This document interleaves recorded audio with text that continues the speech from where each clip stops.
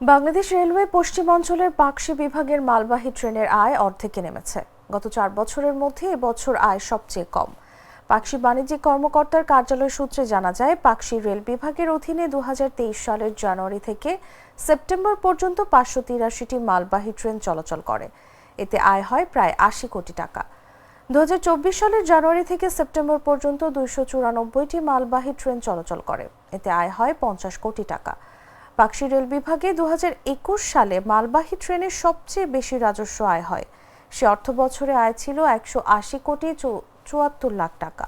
অথচ 3 বছরের ব্যবধানে 2024 সালে মালবাহী ট্রেনের আয় নেমে মাত্র 50 কোটি টাকা হয়েছে।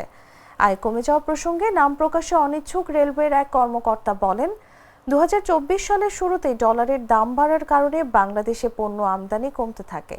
এছাড়া রাজনৈতিক অস্থিরতা ও ভারতের সঙ্গে একমুখী বাণিজ্যের কারণে ট্রেনে পণ্য আমদানি কমে গিয়েছে। ভারতের সাথে আমাদের বাংলাদেশ রেলওয়ের রেল যোগাযোগ রয়েছে। আমাদের মালবাহী ট্রেন ভারত থেকে প্রতি মাসেই বেশ কয়েকটি করে আসে। তবে গত 2023 সালে যে মালবাহী ট্রেন বাংলাদেশে এসছে তার তুলনায় চলতি 2024 সালে কম আসতেছে। আমি যদি একটু উদাহরণ বলি, গত বছর 23 সালে আমাদের প্রায় রেলওয়েতে 80 কোটি টাকার মতো আয় হয়েছে এই ভারতীয় ওয়াগন, ভারতীয় মালামাল বাংলাদেশে রেলপথে পরিবহনের মাধ্যমে।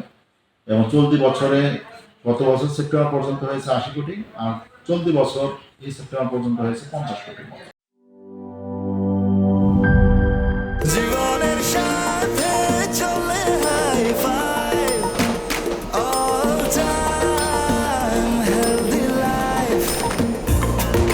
জার্নিতে স্বাস্থ্যকর all time family cake, all time healthy life.